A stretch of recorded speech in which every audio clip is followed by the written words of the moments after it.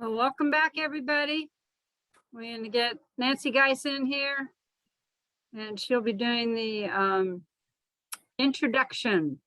Hope everybody enjoyed their sessions. They were all I dropped in, and they were just amazing.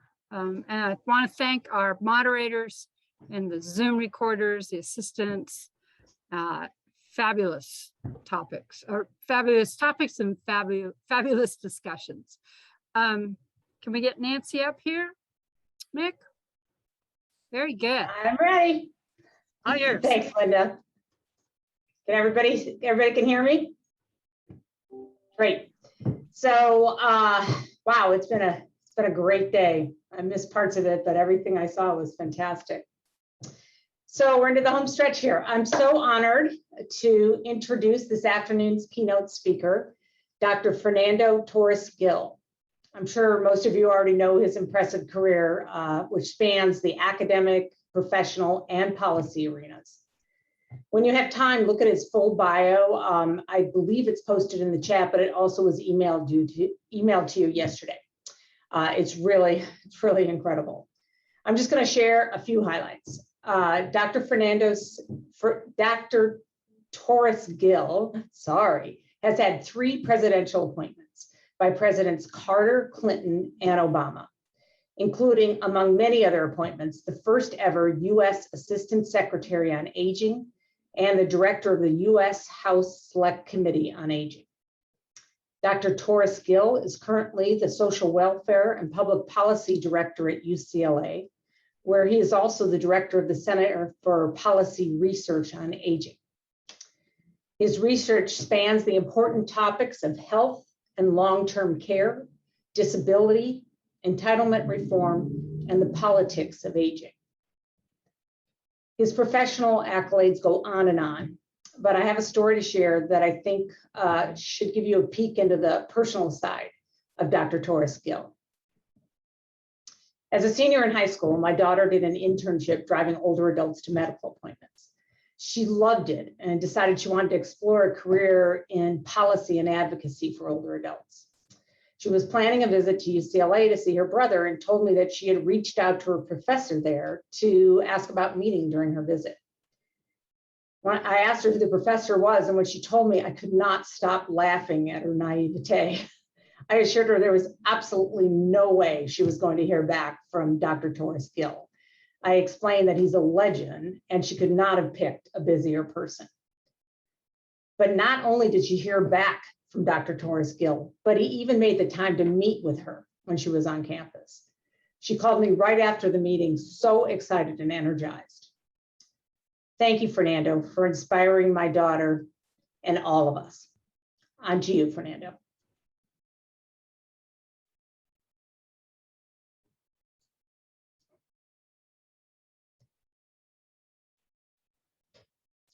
Dr. Torres-Gil?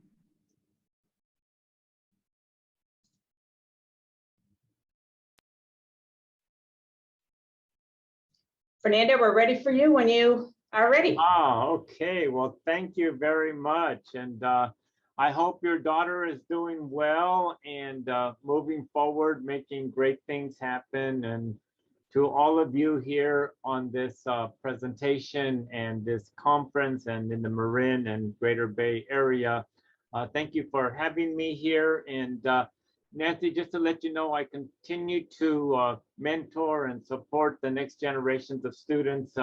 In the background, you'll see, I'm going to ask her to wave, Miss Audrey Chung, who's going to be a senior in economics and urban and regional planning and has an interest in aging. So I will be gerontologizing her, getting her involved in my work on aging. I know that the future generations, especially Gen Z and millennials, will be the future, at least for an aging society, since they're really the ones that will be taking care of us aging baby boomers and soon to be aging Gen X. So it really is about intergenerational relationships and intergenerational support. So thank you, Nancy. And thank you, Linda, for reaching out, and to all of you who persisted in bringing me to this important event. And I've been asked to speak on a number topics. And I believe, Linda, our theme is we're all in this together. Is that correct?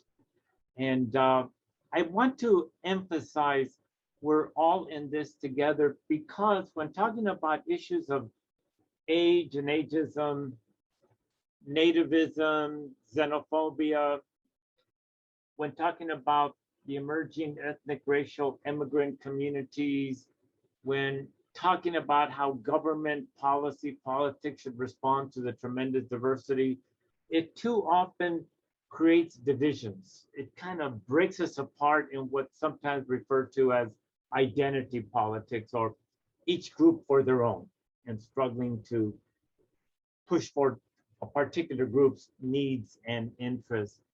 And that certainly is emblematic of our great democracy. It's a great system for interest group liberalism and advocacy and lobbying and organizing and social movements.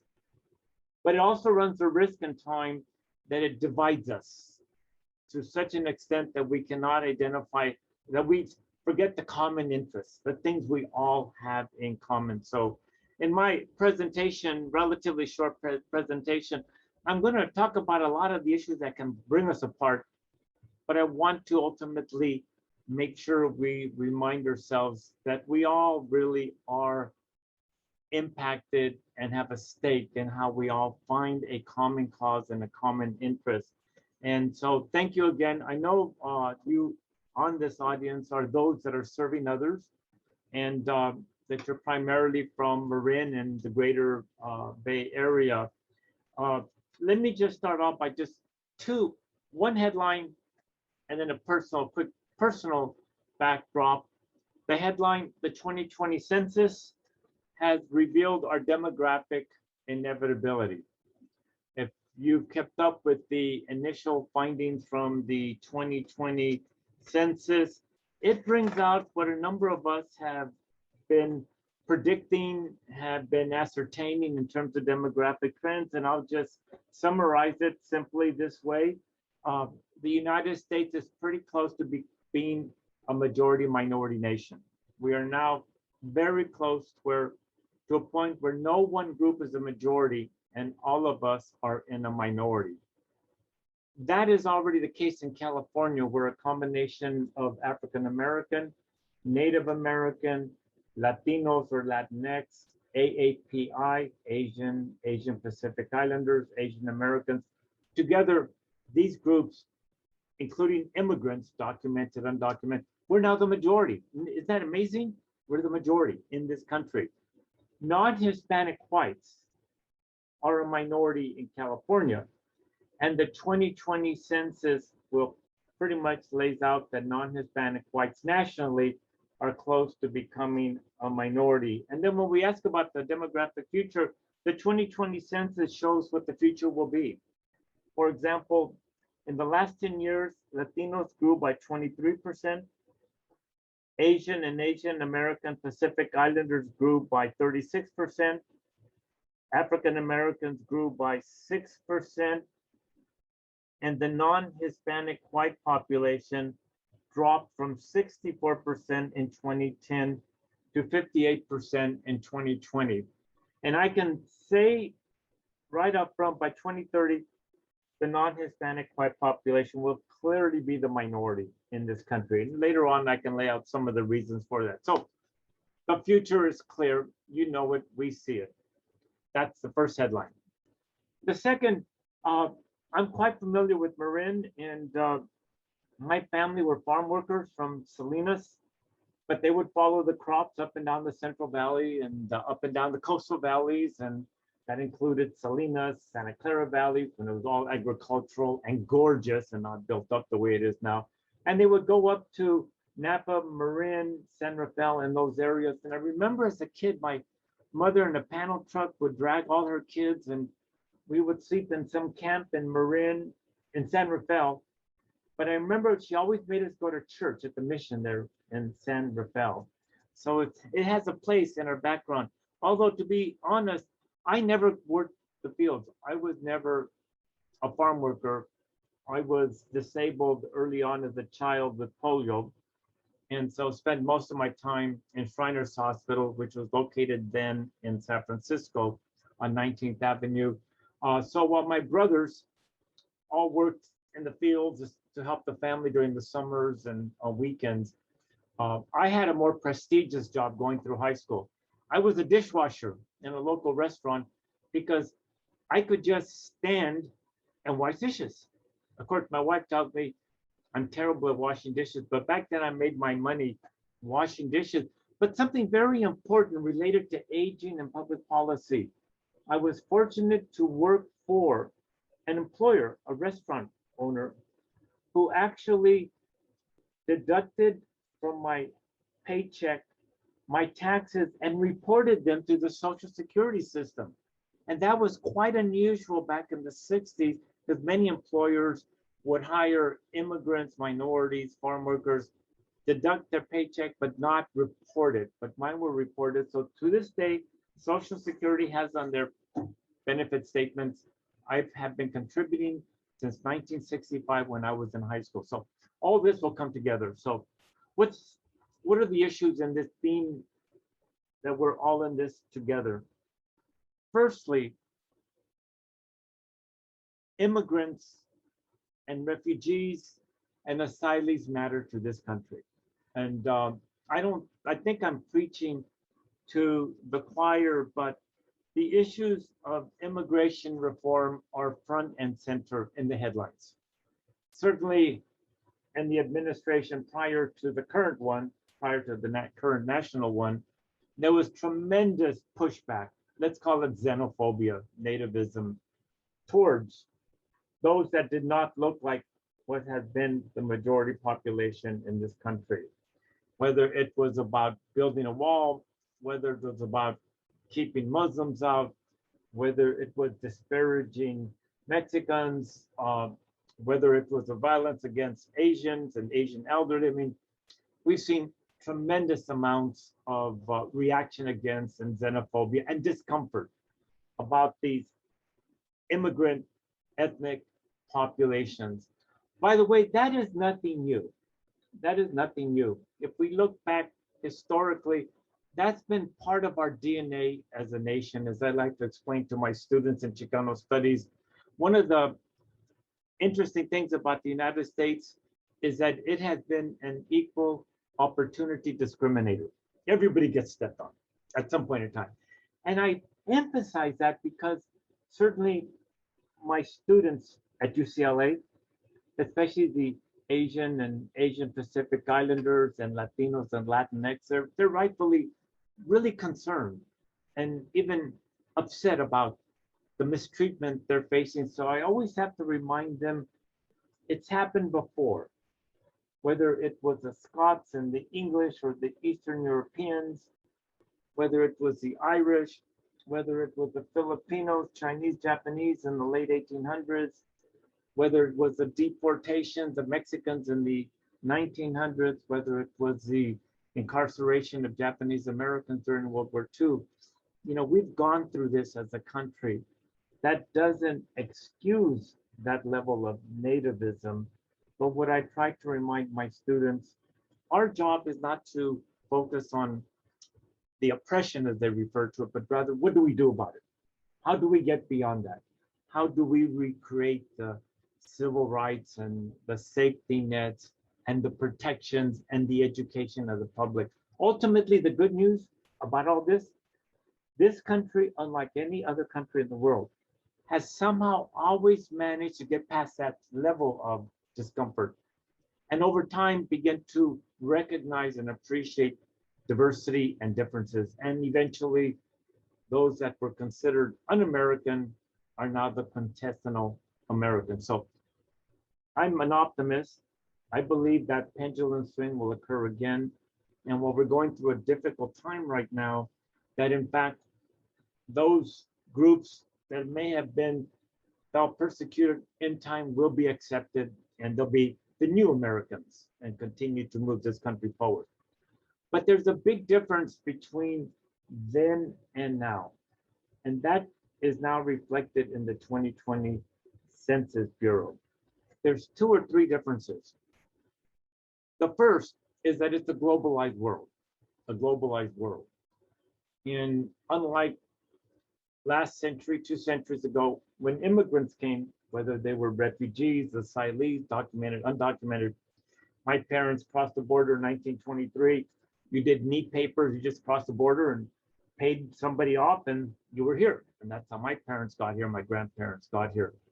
But now we're a globalized world where through social media, communication, travel, et cetera, at least pre-pandemic, immigrants and ethnic groups can come here, go back and forth, and it's what we call transnational. So now we have this transnational phenomenon where the diverse populations in this country, whether they're Chinese or they're Haitians or they're Mexicans or they're European, there's that ease of back and forth. And that does raise questions, by the way, about to what extent are they acculturating and or should be focused and committed to having indigenous commitment to this particular country. That's a whole nother issue.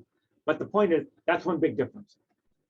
The second big difference is that we have lost sight of the value of immigrants and refugees and asylees. We've lost sight that, in fact, they are what has regularly re-energized this country, brought new entrepreneurship, brought the real essence of the American dream, sacrificed and committed their energies to this country. And that's made us different from the rest of the world. And the third part, that difference is that most of the world, all of the world, like the United States, is aging, living longer. Again, all this pre-pandemic, living longer. But all other nations, most other nations are now facing something unique in world history, a dramatic drop in replacement level, or to say it right up front, women are having fewer children, especially in the native-born populations.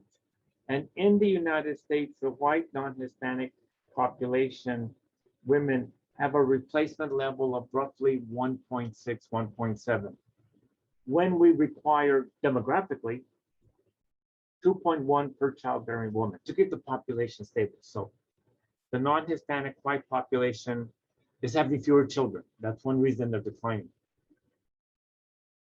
African Americans are roughly at 2.1. But the various Asian groups, with some exceptions, and Latinos, especially Mexicans and Central Americans, are well above 2.1. So you can begin to see who's having the children, and that helps to reflect where the future population growth is going to occur. Of course, we have to recognize that by the second and third generation, ethnic immigrant groups, including Mexicans and Koreans and Chinese, et cetera, will also see their replacement level drop as well. But while we were allowing them to come into the country, the higher replacement rate gave us more children. So that's the other big difference, the aspect of the replacement rate. And then the last part, and then I'm going to bring it together to answer my questions. So what does it all mean for the work that you're doing? The last part is aging, and that's what we're about. And in Marin, you're certainly well aware of the aging of the population, the large proportion that's 65 and over, the growth of the older old, 85 and over, and the tremendous needs that the oldest old in particular have, whether it's mental health or transportation or nutrition or housing support, and in particular, home and community-based long-term care services and support. All of us, including myself. I'm 73, I post-polio and have a wonderful wife and family, and I now need a companion. I need folks to assist me with my activities of daily living, and you see that with the persons that you serve in Marin County, which then raises the question, which brings it all together. Who takes care of them? Who takes care of them? Or we should all ask ourselves, who will take care of us when we cannot meet at least 3 of our ADLs? When we're unable to do with it bathing, toileting, transferring, eating, dressing, or the IADLs. finances, shopping, banking, all the activities, the instrumental activities of daily living. And I always like to pose the questions to my audiences. And if we were in person, and I would love to go back to Marin sometime next year, if I'm invited back in person, I always like to ask my audience, especially those of you on this screen, you're all professionals, providers, so you're all sophisticated, well-educated, caring, and I'm just going to assume you have children. Not everybody does. And you all care about your children's future, and certainly Nancy is a good example, her daughter that came to UCLA. And I always like to ask my audience, in this case, all of you on this call, it's a rhetorical question. How many of you are raising your children to be an in-home supportive services worker, a personal companion, or some type of long-term care worker to go and help individuals with their ADLs and IADLs? You don't have to answer that question to me. But how many of you are telling your sons or daughters, you don't have to worry about being a billionaire tech person at age 30, and I don't mind if you don't go to Stanford Medical School, and it's okay if you don't go to Cal and both law school or Berkeley's law school. I want you to go work for the in-home supportive services IHHS program, and I will be proud of you if you're an in-home supportive services worker and get $15 an hour with no pension or retirement plan. And unless it's a unionized workforce, you probably won't get a health care coverage, but you'll be serving the people we care about. So how many of you are encouraging your sons and daughters to enter that profession? Not many of us. And that therefore raises the issue of who will support an aging population. And the answer is really upfront.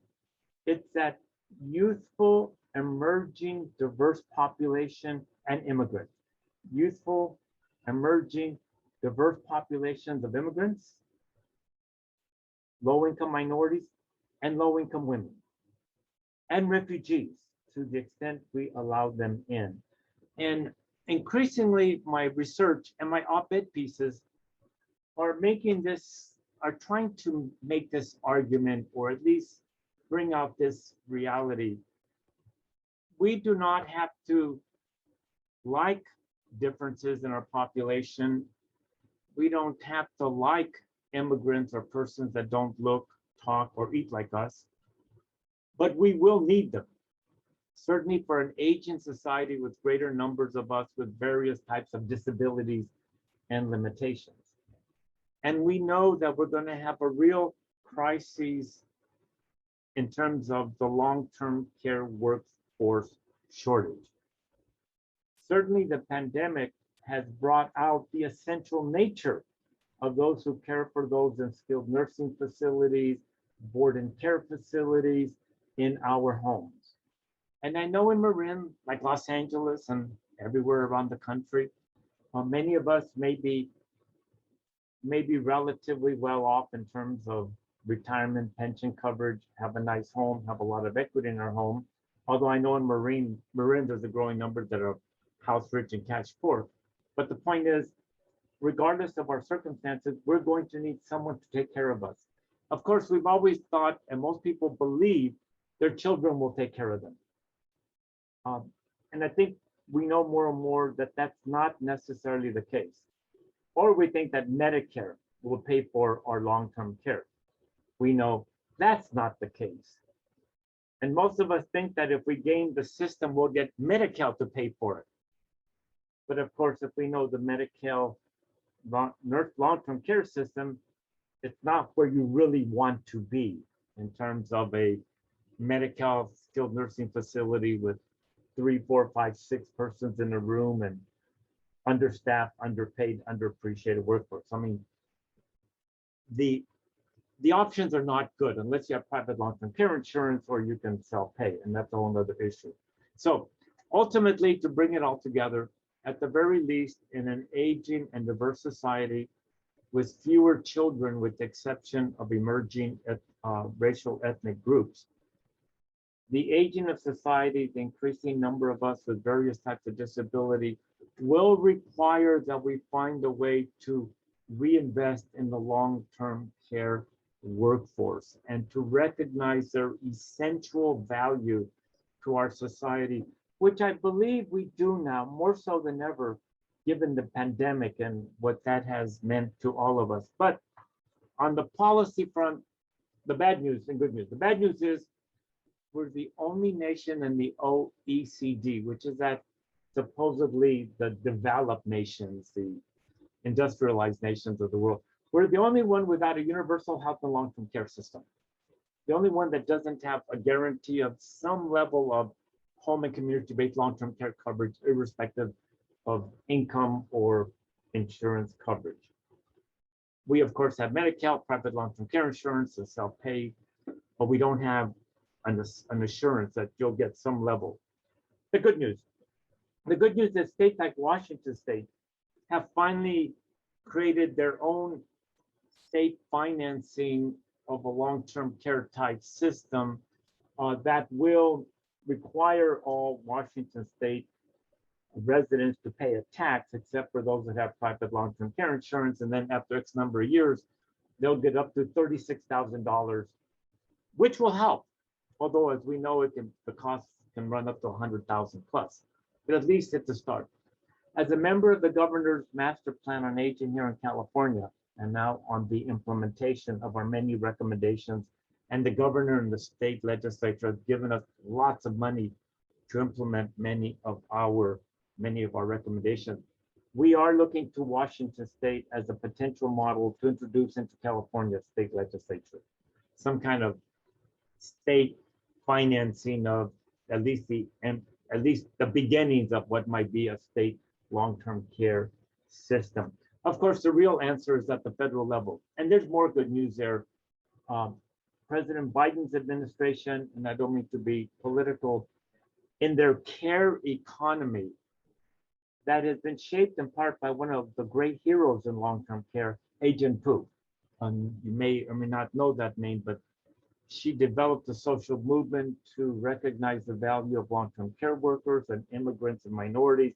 And she's embedded that through her tremendous influence into President Biden's care economy, which is part of that new $3.2 trillion proposal. We have our fingers crossed to see where that'll go in the next few days.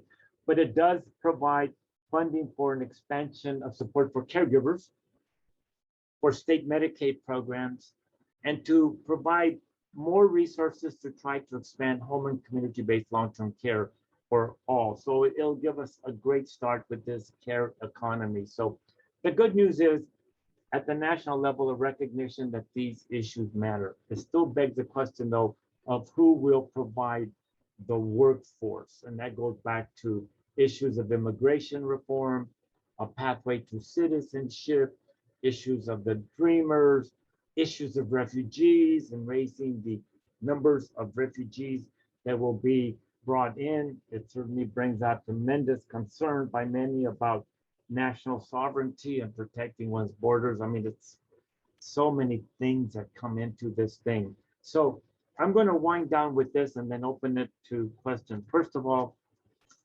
thank you all for what you do for the residents of your counties and older adults. Thank you for your interest in understanding the complexities and nuances and importance of immigrants and refugees and undocumented person and asylees and emerging ethnic and racial populations who will comprise a large part of that workforce and certainly the need. Thank you for recognizing that many of the immigrants, and in this case, Mexicans that came into Marin in the 1980s, and actually started coming into Marin in the 1960s, because that's when we were going to San Rafael. Thank you for recognizing that they have aged. They have aged in your region. Many of them even more vulnerable now than when they started out.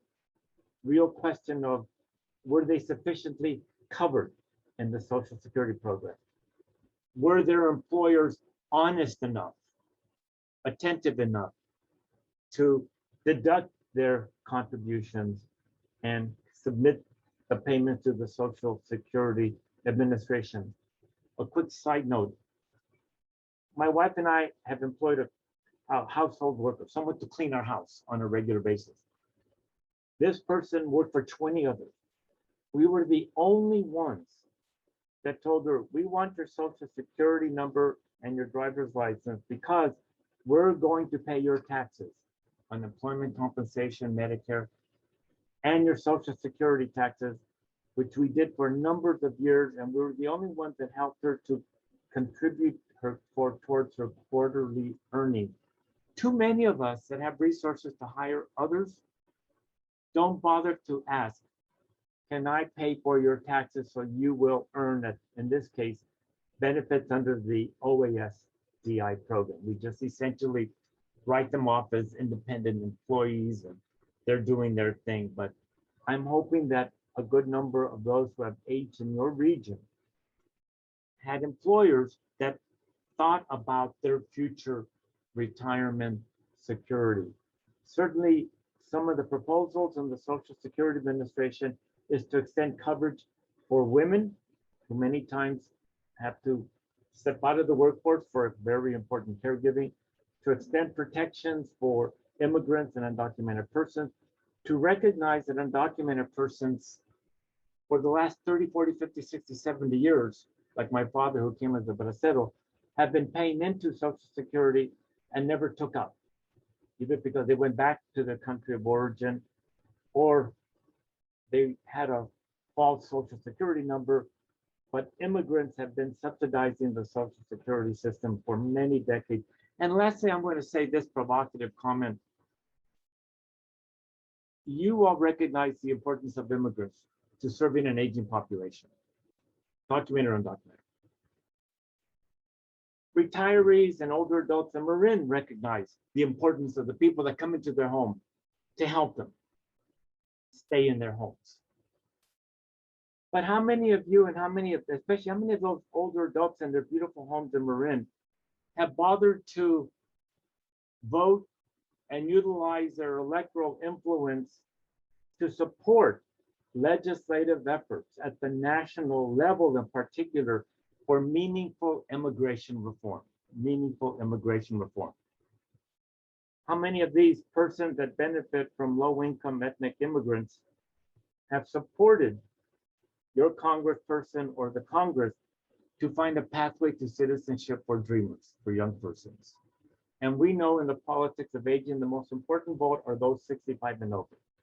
We need those 65 and over Marin to support long-term care workforce, many immigrants, but to support national efforts to create a greater integration and security and inclusion in this country through meaningful immigration reform. So I'm out to promote this social movement. We're all in this together in an aging society that is more diverse and becoming majority minority. I certainly hope when I need more in-home supportive services, that the persons that come to help me will have benefits, will have health insurance, will earn enough to send their children to college in the way that they came to this country for that American dream. So I hope I haven't been proselytizing, but these issues really matter to me. And at this point, I can assure you that I continue to stay in the policy game to operationalize the things that I'm presenting to you. So I will stop there. Thank you very much. And Linda or Nancy or whomever, I'm open to questions and feedback. Thank you. I do encourage people to put questions in the chat, and Nancy, I'll let you, let's see, I see a comment. And you know, I do have a question. I'll ask you while people are putting things in the chat. We have just a few minutes before 4.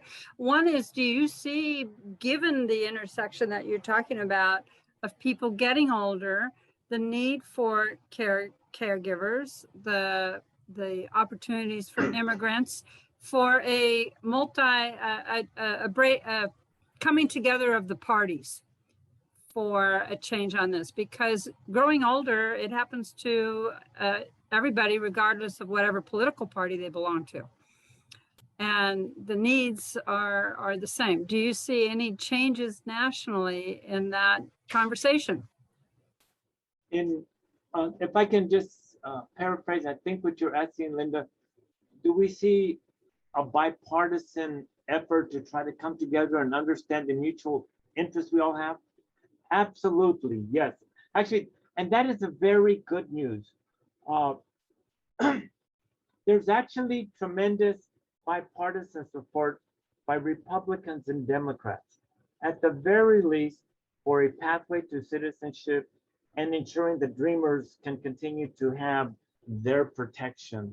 And we know that's the case because so many, especially in this case, Republican members in the Senate in particular, that's really where the final decisions will be made. They're hearing from industry, they're hearing from the service sector, they're hearing from the agribusiness sector, who are saying we need these workers. They are essential and they are productive. So there is actually tremendous bipartisan support for meaningful immigration reform. Unfortunately, the reason it hasn't quite happened, and even Senator Cruz from Texas led the effort a few years ago, and they only missed by one vote, And it really wasn't about immigrants or even xenophobia. It was really other larger areas that caused this division. So the point here is, I believe we're on the cusp. There is clearly bipartisan support, especially in the private sector, among many industries that desperately need these workers.